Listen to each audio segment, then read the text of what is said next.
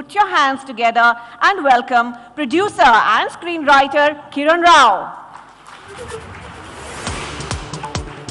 A very warm welcome, Kiran. And ladies and gentlemen, a resounding round of applause for our most loved actor and filmmaker, Aamir Khan. और इस conversation को chair करने के लिए मैं दिबांग जी को stage पर बुलाना चाहूंगी.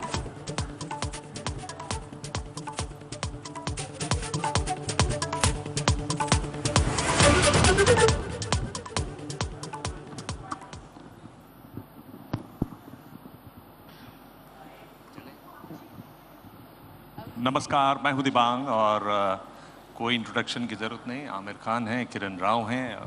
शुरुआत करते हैं.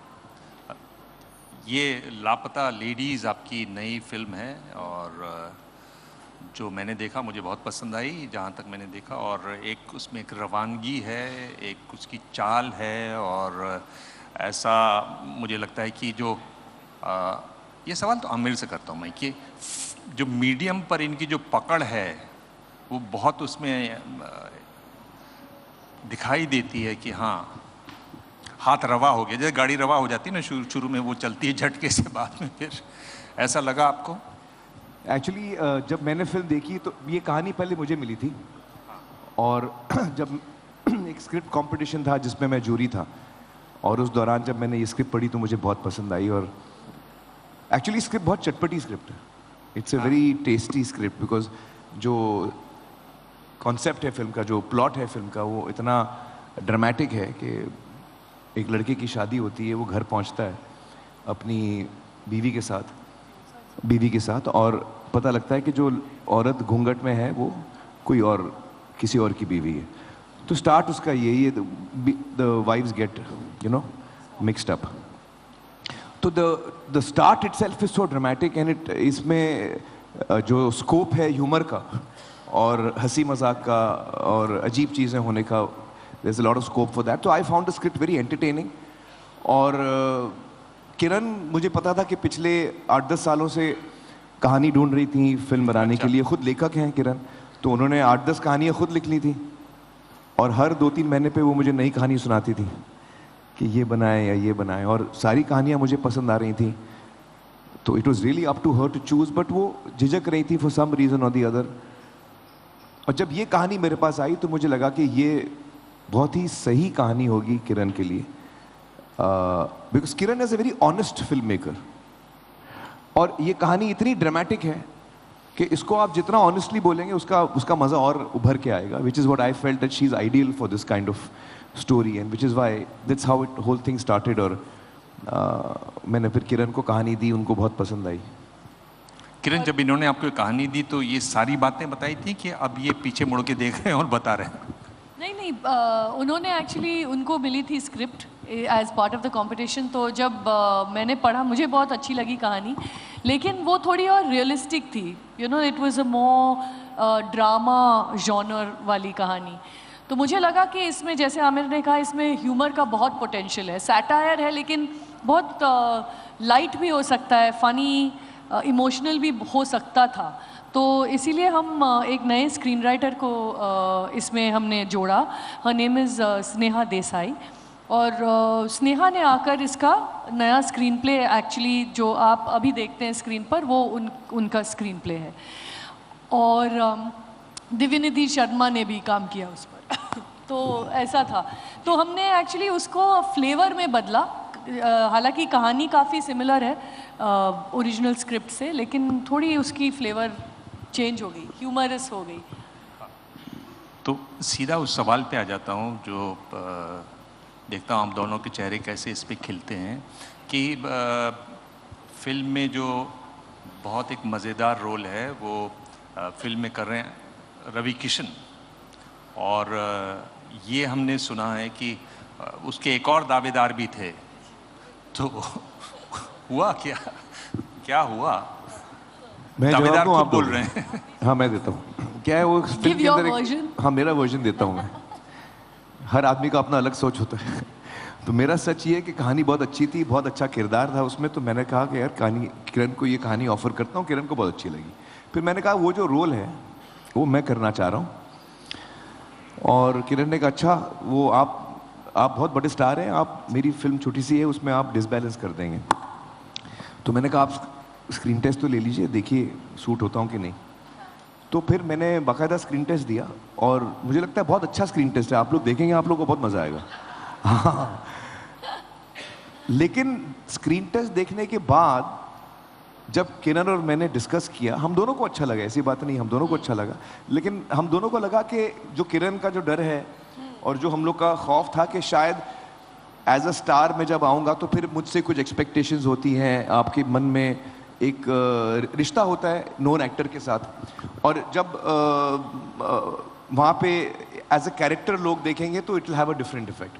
तो वी फेल्ट कि I should not be in the film in any case, मुझे वैसे भी फिल्म में नहीं होना चाहिए, चाहे जितना भी मेरा अच्छा टेस्ट हो। नहीं, और मुझे आमिर ने फेल कहा कर दिया मैं गया। पूरी तरह से हुलिया बदल दूंगा, मैं मैं पहचान में नहीं आऊंगा कि मैं हूँ। तो मैंने बोला कि फिर फायदा ही क्या हुआ तुम्हारा फिल्म में होने का। हमको हाँ टिकटें एक्चुअली बेचनी ये है। सब हुआ था। हाँ मैंने किरण को बोला आपको क्या प्रॉब्लम है, एक मैं बहुत फिल्म बड़ा है स्टार हूँ। Tropic thunder. हाँ मैंने बोला मैं ऐसा गेटअप करूंगा आपको पता ही चलेगा कि मैं हूँ। तो उन्होंने कहा फिर फायदा क्या आपको लेने का। तो आइदर वे मतलब मैं आर्ग्यूमेंट हार गया था।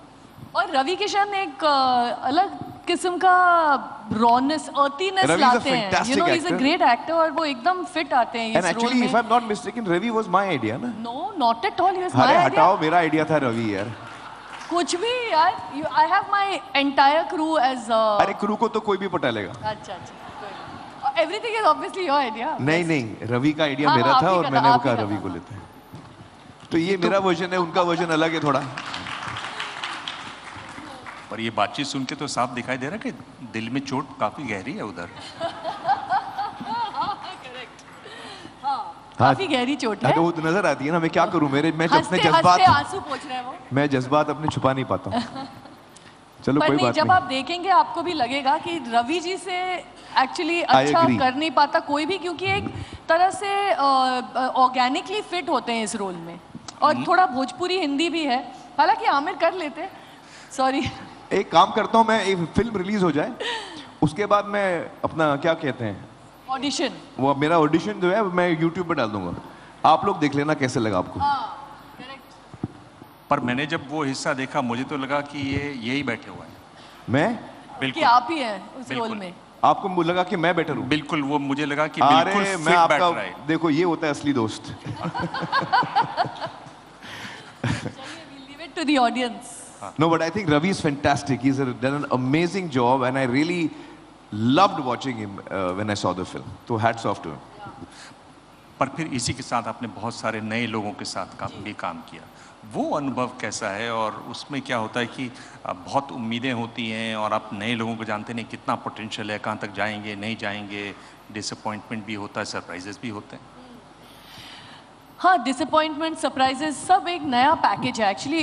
इसलिए नए एक्टर्स के साथ काम करने में अलग ही मज़ा है, क्योंकि आपको खुद पता नहीं वो क्या करेंगे ऑन द डे। और एक तरह से जब हमने कास्टिंग की थी उसकी, हमने फिज़िकली हमको थोड़े रिस्ट्रिक्शंस थे, दोनों लड़कियां सेम हाइट की होनी चाहिए, नहीं तो अदला बदली होने का जो एक आइडिया है वही फेल हो जाता। उसके अलावा उनके दोनों किरदार के एक थोड़े से क्वालिटीज़ फिज़िकली भी चाहिए थे। जैसे आप मिलेंगे इसके बाद तो फूल एकदम इनोसेंट सी यंग लड़की है, एक लड़की है तो जो थोड़ी शेडी शानी है, पर इनमें जो शेड्स आने मुझे चाहिए थे वो एक्चुअली इन दोनों को, इन तीनों को एक्चुअली सबके साथ हमने रिहर्सल्स किए, काफ़ी वर्कशॉप्स किए, सारे एक्टर्स के साथ फिज़िकली किए। क्योंकि कॉमेडी में एक ये बात होती है कि आप एक पिच सबको एक सरीका पकड़ना चाहिए, you know, you have to all be, नहीं तो कोई यू नो ह्यूमर पॉप होने के लिए सबको एक लेवल पर होना चाहिए। तो we did a lot of workshopping, lot of rehearsals, Bhojpuri rehearsals बहुत किए इन बच्चों ने। तो I think we were quite ready and they are very very good. Actually हमारे कास्टिंग के दौरान सारे सीन्स करवाए, you know, while we were testing. तो हमें पता था कि अच्छा ही करेंगे और उससे ज़्यादा ही बेहतर किया इन तीनों ने। उनका लॉन्च है। नए लोगों के साथ एक फ़ायदा ये होता है कि बड़े स्टार्स की तरह उनसे कितनी भी रिहर्सल्स करवाना चाहो करवा सकते हैं। अरे आमिर तो रिहर्सल सबसे ज्यादा रिहर्सल मैं ही करता हूँ भाई। हाँ अब मैं आपसे फिर कह रहा हूँ कि दोनों की शक्लें देखिएगा जो मैं ये सवाल पूछ अच्छा, रहा हूँ। आपको मैं एक कहानी सुनाता हूँ यहाँ पे। मैं सडनली आपने रिहर्सल की बात की तो you know my memory got sparked. मैं शूटिंग कर रहा था कयामत से कयामत तक की, मेरी पहली फिल्म थी और फिल्म सिटी में शूटिंग थी। और वहाँ मैं मेकअप रूम में था, नुज़त वॉज विथ मी, मेरी कज़न मंसूर जो थे डायरेक्टर थे, वो बाहर से शॉट लगा रहे थे। तो मेरे साथ मेरे कज़न उस फिल्म में है जुटशी, राज जुटशी। तो जुटशी, मैं, नुज़त और आई थिंक रीना भी थी साथ में, आई कांट रिमेंबर। हम लोग मेकअप रूम में बैठे हुए थे और हमारा डे सीन था जो ख़त्म हो चुका था और हम लोग को 1-2 घंटे का गैप था क्योंकि नाइट सीन भी था, बट इवनिंग का time we are waiting for the sky to turn black and all that, तो 1-1.5 घंटे का ब्रेक होता है। तो उस ब्रेक में हम लोग मेकअप रूम में बैठे हुए थे और मेकअप रूम के बाहर कोई शूटिंग चल रही थी किसी और फिल्म की। तो कुछ आवाज़ें आने लगी, लाइट्स लगने लगी और आवाज़ें आने लगी और फिर कुछ इंस्ट्रक्शंस की आवाज़ें आई और फिर एक एक्टर की रिहर्सल शुरू हुई। उस एक्टर ने कम से कम 100-200 दफ़ा वो लाइंस बोली होंगी और मैं और जुटशी और नुज़त और रीना कमरे में बैठे हुए थे और एक पॉइंट के बाद मैंने कहा यार इतना कौन रिहर्स कर रहा है। और मैं गया और मैंने दरवाज़ा खोल के देखा तो अमित जी वहाँ पे थे। ये मैं कहानी इसलिए बता रहा हूँ क्योंकि उस वक्त मैं नया एक्टर था और मैं अमित जी का बहुत बड़ा फ़ैन था और आज भी हूँ। और मैंने देखा उनको कि इतना मंझावा एक्टर, बट उसका जब सीन आता है और उसके बाद the moment I saw it's Amit ji, तब तो पहले तो मैं अंदर आके बोला अमित जी हैं भाई। फिर मैं बाहर गया और मैं कोने में बैठ के उनको देखने लगा और आधा एक घंटा मैं बैठ के देख रहा था। इतनी मेहनत वो कर रहे थे, इतने फोकस थे वो। उनके 8-10 टेक हुए, लंबा शॉट था और उसके बाद शॉट खत्म हुआ। उस वक्त मॉनिटर नहीं हुआ करता था, तो शॉट तो खत्म हो गया और मैंने देखा कि कैमरा हट गया है। प्रकाश मेहरा जी थे डायरेक्टर, उन्होंने कहा ओके नेक्स्ट शॉट, तो कैमरा हट गया है, सब लोग चल रहे हैं यहाँ से वहाँ, अगला शॉट की तैयारी शुरू हो गई है। अमित जी वहीं खड़े हैं। फिर वो गए, Prakash I didn't speak too fast right, ऐसे करके वो उसी में अटके हुए थे वो। तो वो मेरे लिए बहुत बड़ा लेसन था कि there is no end to how much you can rehearse and you know and get it right. Charlie Chaplin, जिसको हम सबसे बड़ा एक्टर मानते हैं, he is supposed to be the most spontaneous actor, वो कम से कम 200-300 दफा रिहर्सल करता था, 200-300 दफा टेक करता था। That's how much he used to do it, but each time you felt के लग रहा है फर्स्ट टाइम कर रहा है। So I believe a lot in rehearsing and being prepared. पर हम ये भी जानते हैं कि बहुत सारे बड़े स्टार्स हैं, वो तैयारी नहीं होती रिहर्सल के लिए, ये भी तो है। देखिए हर एक्टर की अलग प्रोसेस होता है, हर एक्टर का अलग तरीका होता है। जैसे सहवाग खेलता है, सचिन खेलता है, दोनों अलग अलग स्टाइल से खेलते हैं, दोनों अच्छा खेलते हैं। द्रविड़ अपने स्टाइल से खेलता है, वो भी अच्छा खेलता है। तो हर क्रिएटिव इंसान का अपना तरीका होता है और आई थिंक हर रोल पर भी डिपेंडेंट है, क्योंकि धोबी घाट में आपने ज़्यादा रिहर्सल किया नहीं था, पर आप रहे थे उस घर में जहाँ आपकी शूटिंग चल रही थी। लेकिन डायलॉग ही नहीं थे, मैं क्या रिहर्स करता? बहुत कम लाइंस थे, मुझे डायलॉग ही नहीं दिए थे, मैं रिहर्स क्या करता? एक तरह से वो that was a little more method I guess. Yeah I was staying there in that house. Yeah चलिए, तो मैं सवाल पर आता हूँ जिसमें मैं कह रहा था कि अब इनकी शक्लें देखिएगा, क्योंकि ये जो फिल्म है ये सेट है 2001 में। आपको याद दिलाऊं कि 2001 वो साल है जब एक बहुत बड़ी फिल्म एक बहुत बड़े सुपरस्टार की आई थी और फिल्म का नाम था लगान। और उस लगान फिल्म, और ये बात आप में से कम लोगों को ध्यान में होगी कि उस लगान में एक असिस्टेंट डायरेक्टर थी जिनकी पहली मुलाकात हुई इस सुपरस्टार से, और फिर दोनों आगे फिर दोनों में शादी हुई और अब आप यहाँ पर इनको देख रहे हैं। तो क्या ये इसीलिए उन दिनों को थोड़ा याद किया है इसमें कि 2001 में हम लोग मिले थे? नहीं, ध्यान था ऐसा? नहीं, वो कहानी का रिक्वायरमेंट ये था कि उसमें सेलफोन, कैरेक्टर्स के पास सेलफोन नहीं होना चाहिए। 2 लड़कियां 4 दिन तक गायब हैं, तो एक्चुअली 2018 या अभी कभी आप डेट ले लें तो बिल्कुल अनरियलिस्टिक, घूमना मुश्किल है आज के डेट में। आप फेसबुक पर एक पोस्ट डाल देंगे कि ऐसी लगती हैं लड़कियां, तो तब की बात ये थी कि मोबाइल फ़ोन्स अभी आए हैं इंडिया में, लेकिन ग्रामीण क्षेत्र में कम पेनिट्रेशन है उनकी। दहेज में दिया जा रहा है एक ऐसा इतना कीमती चीज़ है बट वो। सिग्नल इतना अच्छा नहीं है, सिग्नल अच्छा नहीं है, कवरेज नहीं है, उस वक्त की बात है। और जैसे उससे कोई स्मार्टफोन नहीं थे। कोई आज याद कर रहा था 16 रुपए की इनकमिंग कॉल है और कुछ 32 रुपीज आउट। जी, तो उसकी मतलब पर आप दोनों के पास 2001 the date is so that we want to show a period जहां सेल फोन्स का पेनिट्रेशन नहीं था इतना। पर आप दोनों के पास था सेल फोन उस वक्त नहीं, मेरे पास नहीं था। मेरे पास पेजर हुआ करता था उस वक्त। मेरा शायद था, पर बहुत वो नोकिया छोटा पुराना था actually. 2001 I was doing commercials, I think I had इनके पास था। ये बताइए कि इस फिल्म में गाने भी बहुत हैं और बिल्कुल मतलब बहुत खूबसूरत हैं और बिल्कुल सही फिट बैठ जाते हैं। उन पर मेहनत हुई, उन पर इन्होंने कुछ बताया गानों पर? बहुत राम संपत की बहुत ही सुंदर एल्बम है एक्चुअली इस फिल्म में। 4 गाने हैं। हालांकि जब शुरू में हमने लिखी थी स्क्रिप्ट तो उसमें इतने सारे गाने थे नहीं। लिखते लिखते एक्चुअली और बनते गए और इतने अच्छे बने कि फिल्म में 1-2 बार और यूज़ हो गए, तो थोड़े और वर्सेस हो गए। पर बहुत अच्छे गाने। Ram I think is one of the most talented music directors we have, और इतने बेहतरीन गाने उसने इस फिल्म में दिए। आप लोग सुनेंगे जब आप फिल्म देखेंगे। या और चारों बहुत अलहदा है एक दूसरे से, बहुत ही अलग। Each of them is very different singers of course. पर आमिर का जो फेवरेट गाना है धीमे धीमे, उसमें उन्होंने एक्चुअली राइटिंग में स्वानंद के साथ थोड़ा काम किया है। नहीं, वो थोड़ा बहुत हाँ। पर ये बताइए कि जैसे जैसे फिल्म आगे बढ़ती है, आप जो कहना चाहती हैं वो बात और गंभीर होती जाती है, लेकिन कहने का जो तरीका है वो और हल्का होता जाता है। तो ये एक आपके लिए चुनौती थी, ये आप बैलेंस की? हाँ, वो चुनौती एक्चुअली लिखते वक्त थी, क्योंकि हम काफ़ी सारे मुद्दों पर थोड़ी रोशनी डालना चाह रहे थे, लेकिन बहुत भारी तरह से नहीं, इन अ काइंड ऑफ सब टेक्स्ट में करना चाह रहे थे। तो लिखते वक्त हम एक फ़िल्टर डालकर लिख रहे थे कि हर सीन में हम जो कहना चाह रहे हैं वो कहीं ना कहीं या तो कैरेक्टर के थ्रू या डायलॉग के थ्रू हमें समझ आए, लेकिन ऑन द नोज ना रहे, कुछ ऐसे डायलॉग्स या स्पीचिफिकेशन प्रीची ना बन जाए।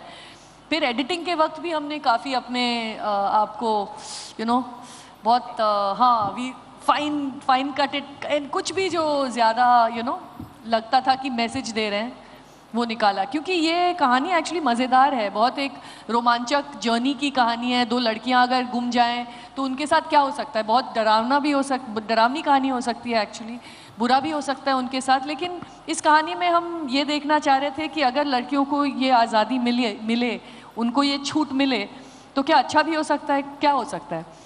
तो मज़ेदार जर्नी होनी चाहिए, और इसीलिए we were quite careful that we don't make it at all about the issues और इन द। आमिर, आप तो बहुत गंभीर मुद्दों पर शोज़ भी करते रहे टेलीविज़न पर। हमने भी आपके साथ शो किए वो 7 पार्ट्स का। आपको लगा कि वो सारी बातें, उनमें से कुछ बातें आ रही हैं यहाँ पर, उससे कुछ मदद मिली यहाँ अपनी बात को कहने में? क्योंकि आप जब कहते थे तो बहुत गंभीर तरीके से वो बातें रखी जाती थी। हाँ, एक्चुअली मुझे लगता है कि सिनेमा वो मीडियम है जिसमें लोग एंटरटेन होने आते हैं। और मुझे अक्सर ये सवाल पूछा जाता है कि आप बहुत इम्पोर्टेंट सोशल इश्यूज अक्सर उठाते हैं अपनी कहानियों में, और लोगों को शायद ये थिंकिंग है कि मैं सोशल इशू के बारे में पहले सोचता हूँ और फिर कहानी ढूंढता हूँ। ऐसा नहीं है। मैं एंटरटेनर हूँ, और मुझे बहुत मतलब ये बात बड़ी साफ पता है कि जब लोग थिएटर में आते हैं दे कम टू बी एंटरटेन्ड। अगर उनको सोशियोलॉजी में लेसन चाहिए तो वो कॉलेज जाएंगे। थिएटर का टिकट खरीद के आए तो उनको मज़ा चाहिए भाई। तो आपकी कहानी पहले मज़ेदार होनी चाहिए, उसके बाद आप जो कुछ भी कहना चाहें आप कहें, ऐसी कोई बात नहीं है। और नहीं भी कहना चाहें, हमने डेली बेली फिल्म बनाई है, उसमें हमने कोई सोशल मैसेज नहीं दिया है, और ना गजनी में कोई ख़ास सोशल मैसेज था। तो you make films to entertain people. And sometimes जब मेरे सामने कोई कहानी आती है जो बहुत एंटरटेनिंग है, जैसे लापता लेडीज़ या तारे ज़मीं पर या जो भी मैं फिल्में करता हूँ, वो पहले मुझे एंटरटेन करती हैं, और उसके साथ साथ उनमें से कुछ होती हैं जो कभी कुछ इंपॉर्टेंट चीज़ भी कह रही हैं। लेकिन उस वजह से मैं उनके फिल्म नहीं बना रहा हूँ.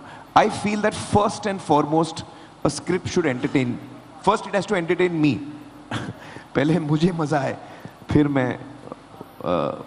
मैं उम्मीद कर सकता हूँ कि और लोगों को भी मजा आएगा.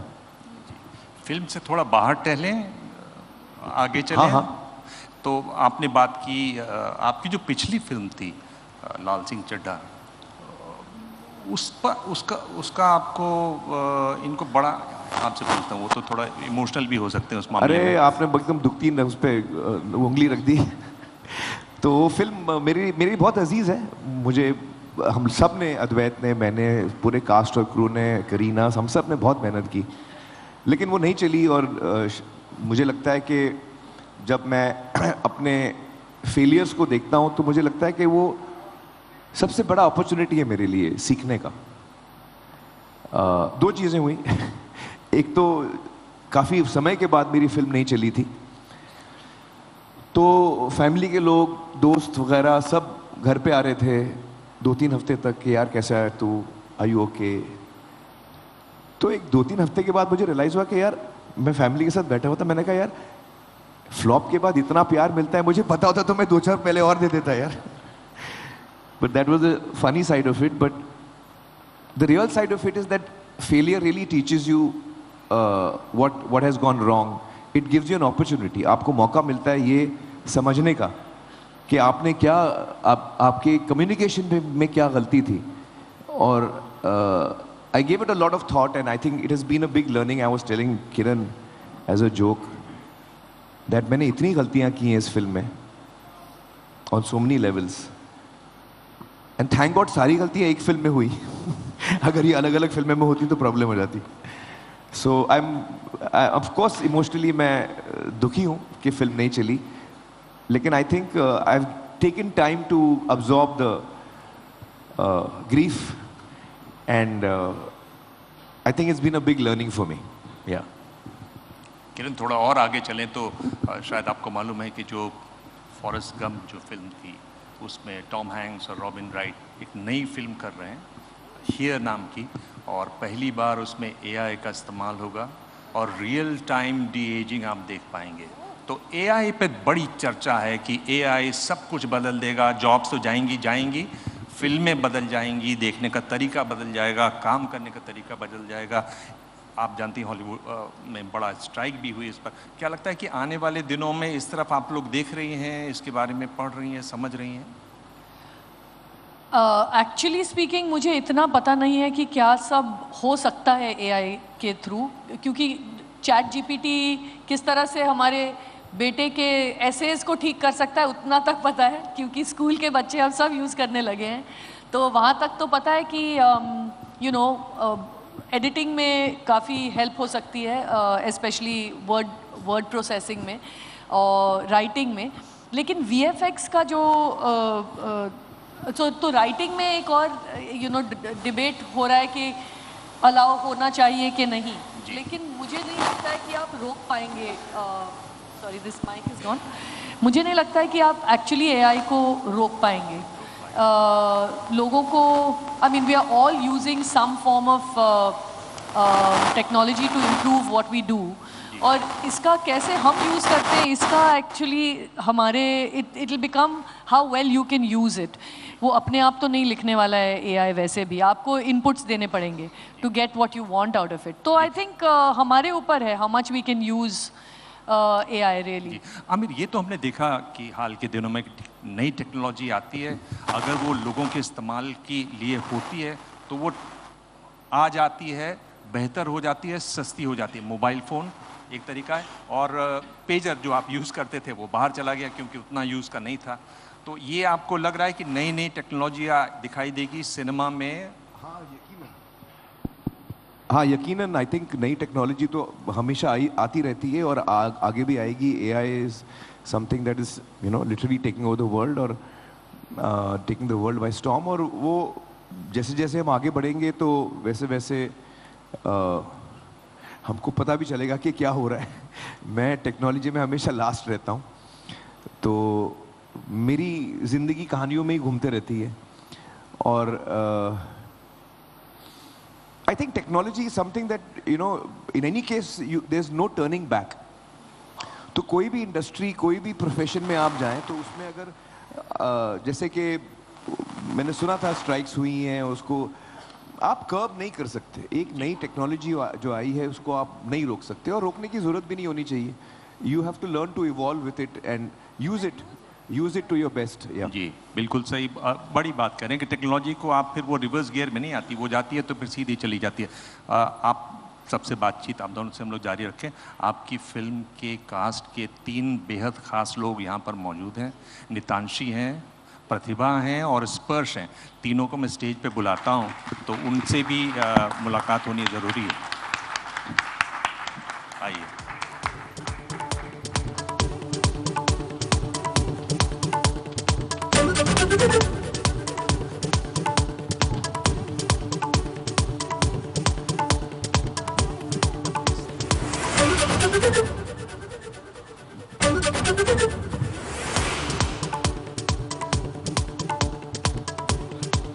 मैं अगर आप तीनों से एक ही सवाल पूछूं तो ये आपकी जर्नी बहुत, मुझे लगता है साफ कि ये आपकी ज़िंदगी की सबसे महत्वपूर्ण जर्नी होगी जहाँ तक इस मीडियम का सवाल है.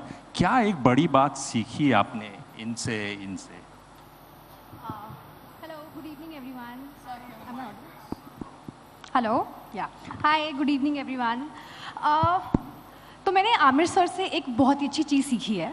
अभी हम IIM बैंगलोर गए थे तो वहाँ ऑडियंस में से किसी ने एक क्वेश्चन पूछा था आमिर सर से कि आप परफेक्शन ढूंढते हो हर शॉट में. सो आई थिंक आमिर सर ने उसका बहुत ही अच्छे से आंसर किया था कि वो परफेक्शन नहीं, वो मैजिक देखते हैं. सो आई थिंक ये एक ऐसी चीज़ है जो मैं भी आगे चल के जब मैं काम करूँगी, I really want to keep it along, कि मैं जब भी परफॉर्म करूँ तो वो एक मैजिक को ध्यान में रखूँ. प्रतिभा के लिए आप लोग तालियां नहीं बजाएंगे? नहीं. Thank you. नितांशी आप बताएं. Firstly good evening everyone. तो आमिर सर कितने अच्छे एक्टर हैं, हम सभी उनके फ़ैन हैं, हम सभी ने उनकी फिल्में देखी हैं तो उनकी एक्टिंग का तो हम सबको पता है. बट भोपाल की स्क्रीनिंग में आमिर सर ने एक चीज़ कही थी जो अभी तक भी मेरे मन में, और एक ये चीज़ है जो मैं हमेशा अपने साथ कैरी करना चाहूँगी. आमिर सर ने कहा था कि उनकी मम्मा ने उन्हें एक चीज़ सिखाई है और ये मेरी मम्मा ने भी मुझे सिखाया है कि कभी भी ना किसी का दिल नहीं दुखाना चाहिए. सर लोग कितना पूछते हैं कि सर इतना ग्लो करते हैं, फेस से तो ग्लो करते हैं सर, पर्सनैलिटी वाइज भी बहुत ग्लो करते हैं. तो सर ने बताया था कि उनका ये सीक्रेट है कि वो कभी किसी का दिल नहीं दुखाते और वो अपनी इंटेंशन हमेशा इतनी अच्छी रखते हैं कि वो उनकी पूरी पर्सनैलिटी में झलकती है. तो एक ये चीज़ है जो मैं सर से सीख के हमेशा अपने साथ रखना चाहूँगी. धन्यवाद. नए कलाकार हैं, ज़रूर उनके लिए तालियां बजानी चाहिए. स्पर्श. Good evening, everyone. Sir, I think I would love to take this opportunity to praise both of them because they both have added a lot in my life. So on this film, I have definitely become a better actor. I have touched the spots and tapped those emotions which जो मैंने पहले explore नहीं किए थे. And I would love to give this to Kiran ma'am. And I think एक बेहतर actor बनने के साथ साथ मैं इस प्रोजेक्ट में किरण मैम के गाइडेंस में एक बेहतर इंसान भी बनाऊँ.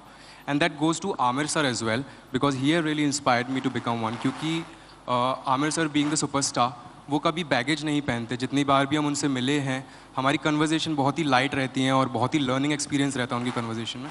तो I think that is one thing जो आमिर सर से भी सीखने को मिलती है. He never wear the badge of that superstar. He is really humble. So yeah that's it. Thank you. Aamir sir ये कह रहे हैं कि आपने कभी किसी का दिल नहीं दुखाया. वाकई में? नहीं. काश मैंने किसी का दिल नहीं दुखाया होता.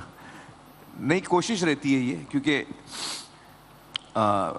अम्मी से मैंने बहुत कुछ सीखा है. मेरी अम्मी से, she is been a big influence on me on my life.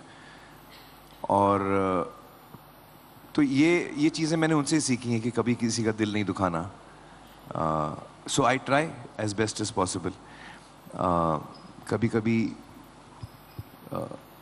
गलती से कुछ गलती हो जाए तो फिर मैं माफ़ी भी फ़ौरन मांग लेता हूँ. But I want to say something about these 3 actors. इतने कमाल के एक्टर्स हैं ये. आजकल मैं देखता हूँ कि नए नए एक्टर्स आए हैं. मतलब मैं जब अपनी पहली फिल्म कर रहा था तो मैं जब आज भी अपनी पहली फिल्म देखता हूँ और मैं इनकी पहली फिल्म देखता हूँ, इनका पहला काम जमता रहा वॉज योर फर्स्ट वर्क. हाँ, इतना कमाल का काम. मतलब एज इफ फर्स्ट फिल्म में या फर्स्ट आउटिंग में आप लोग इतना मंझावा काम करते हैं. So it's so amazing to see. I think the youngsters of today are at least 10 steps ahead of us. They're starting at least 10 steps ahead of us. And that's really wonderful to see. So I wish all of you all the very best. And Thank may you so you, much, sir. Thank you. always entertain us all your lives. आप कहना चाहेंगे कुछ किरण इन तीनों के बारे में, या आपने आमिर से कुछ बात सीखी हो उस बारे में? आमिर से तो मतलब टेक्स्ट बुक लिख सकती हूँ सेवरल वॉल्यूम्स के टेक्स्ट बुक्स क्या नहीं करना चाहिए। व्हाट आई लर्नड फ्रॉम अच्छा, आमिर। एक मजेदार चीज है, हम लोग का डिवोर्स अभी हुआ है, आप लोगों को तो पता ही है। तो एक दिन शाम को मैं बैठा हुआ था, मैंने कहा किरण क्या लगता है एज अ हस्बैंड मुझ में क्या क्या कमी थी, you know what is it that I can improve, अभी आगे चल रहा हूँ लाइफ में, व्हाट कैन आई इम्प्रूव, जिसे हाँ लिखो करके बाकायदा मुझे पॉइंट्स लिखवाए गए।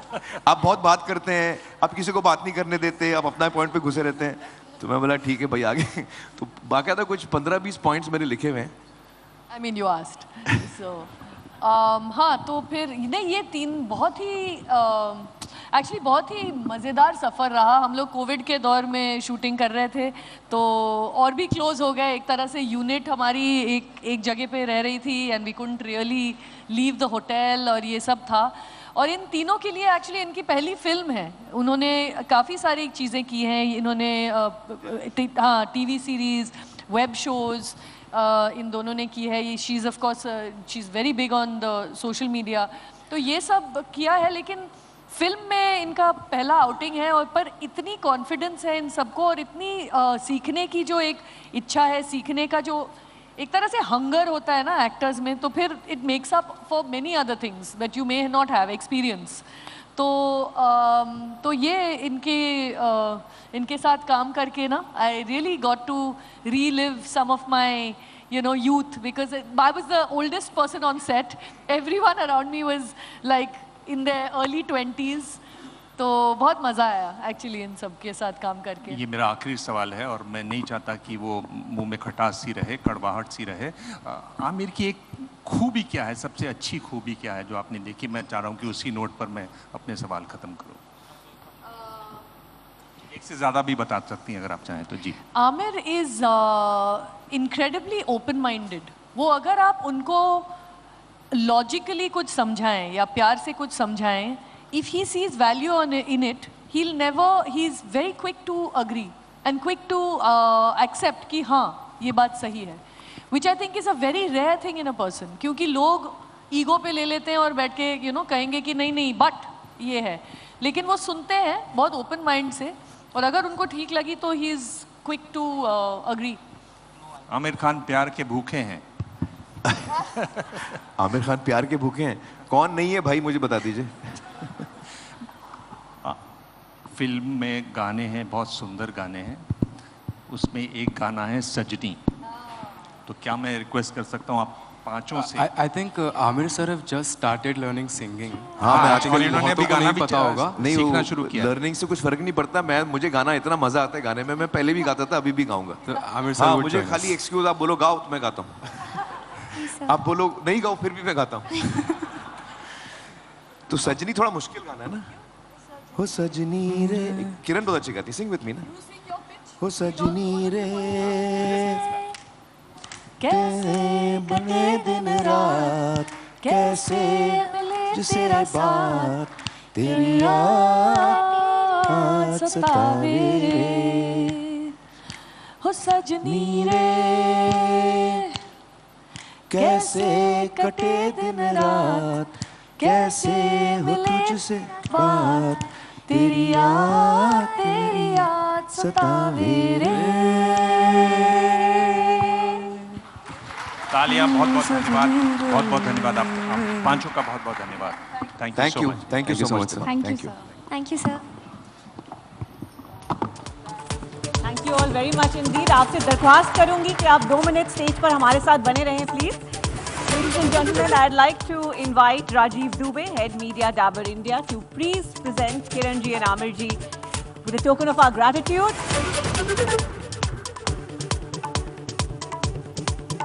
Can we have the memento on stage, please? इतनी खूबसूरत बातचीत रही है ये, and it's so refreshing to see such veterans of the industry support young talent in what's going to be a very refreshing film as well. So that's Lapata Ladies on March 1st. And if we can please have the memento on stage.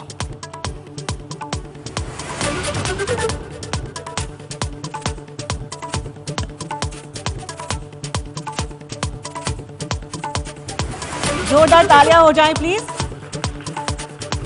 और आपको ये भी बताना चाहेंगे कि हमारे लिए आमिर और किरण चेंज मेकर्स फॉर गुड हैं, and we would like to present them with the Change Maker for Good in the Field of Entertainment Award for telling stories of invisible India.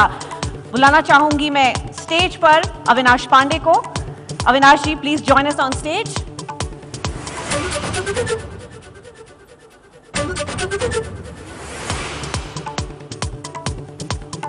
Can we have the Change Maker citations on stage as well, please?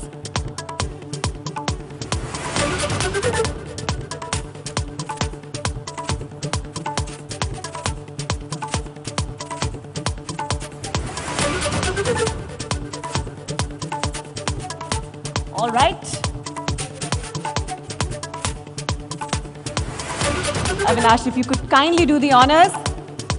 Once again, to remind our audience that this is the Change Maker for Good in the Field of Entertainment Award for telling stories of invisible India.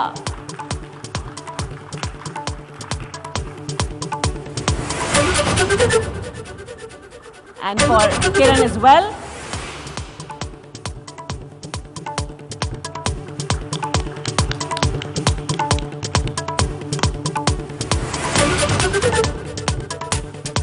Wishing you all great luck for the movie, and we're looking forward to watching it on March 1st. Ladies and gentlemen, let's have a huge round of applause for the makers and actors of Lapata Ladies.